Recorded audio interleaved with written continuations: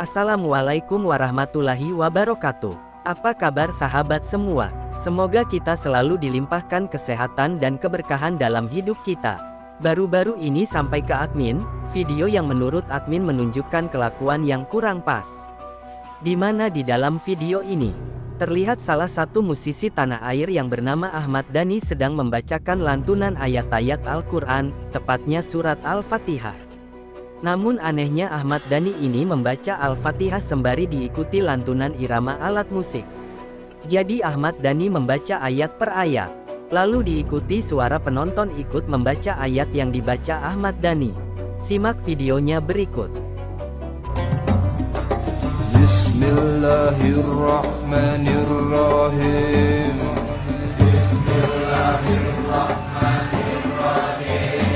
Benarlah sabda Nabi Muhammad SAW yang telah takut terhadap 6 perkara atas umatnya, diantaranya menjadikan Al-Quran sebagai nyanyian. Dari Auf bin Malik dari Nabi SAW, beliau bersabda, "Aku khawatir atas kamu sekalian 6, pemerintahan orang-orang yang bodoh, penumpahan darah, jual hukum, memutus tali persaudaraan kekerabatan, generasi yang menjadikan Al-Quran sebagai nyanyian, dan banyaknya polisi aparat pemerintah, yang berarti banyak kedaliman." Hadis riwayat Tabrani, sahih menurut Al-Albani dalam Sahih Al-Jami hadits No. 216. Sudah jelas ada 6 perkara yang Nabi Muhammad SAW takut terjadi pada umatnya, berarti umat Islam itu sendiri jangan sampai malah mengadakannya. Ketika menjadikan Al-Quran sebagai nyanyian, bisa dibilang tidak menggubris sabda Nabi SAW tersebut. Dan kalau itu yang mengadakan adalah suatu pemerintahan, maka dikhawatirkan tergolong yang diancam dalam hadits tersebut.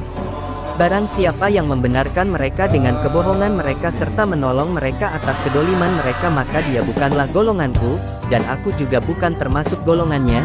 Mereka tidak akan datang kepadaku di atas telagaku. Barang siapa yang tidak membenarkan mereka atas kebohongan mereka, serta tidak menolong mereka atas kedoliman mereka, maka mereka adalah golonganku dan aku juga golongan mereka, serta mereka akan mendatangiku di atas telagaku. Musnad Ahmad nomor 13.919, Sahih li Ghairihi menurut Al-Albani dalam Sahih At-Targhib. Selain ada peringatan keras dari hadits, mari kita analisa, bagaimana kalau Al-Quran dijadikan sebagai nyanyian. Pertama, karena menjadikan Al-Quran sebagai nyanyian, itu sangat merendahkan Al-Quran. Apalagi nyanyian itu biasanya diiringi musik, jelas haram dalam Islam, bahkan penyanyinya atau ledeknya secara psikologis jurusannya adalah zina, paling kurang zina mata dan telinga. Nauzubillahi min zalik. Menistakan kalamullah dengan cara menjatuhkan kehormatan dan keagungannya termasuk perbuatan kufur yang nyata. Ini dijelaskan dalam firman Allah di dalam surat At-Taubah ayat 65-66. Dan jika kamu tanyakan kepada mereka tentang apa yang mereka lakukan itu, tentu mereka akan menjawab, sesungguhnya kami hanya bersenda gurau dan bermain-main saja.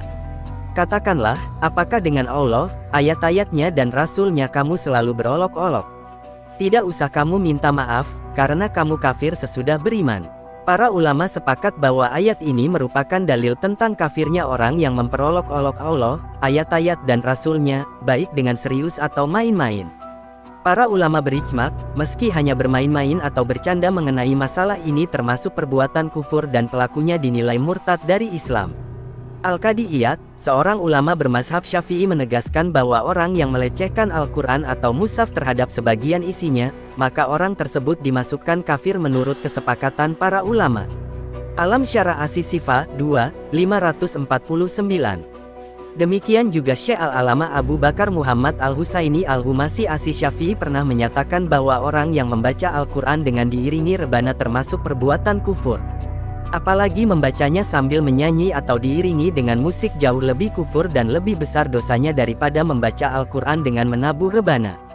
Dalam Kifayatul Akhyar 494, ulama mazhab Hanbali, Al-Alamah Syaikh Al-Bahuti Al-Hambali menyatakan dalam kitabnya Ar-Raudul Murabba, Syarah Zadil Mustaqni, hal 682 mengatakan bahwa orang yang melecehkan atau merendahkan Al-Quran hukumnya murtad jika ia orang Islam.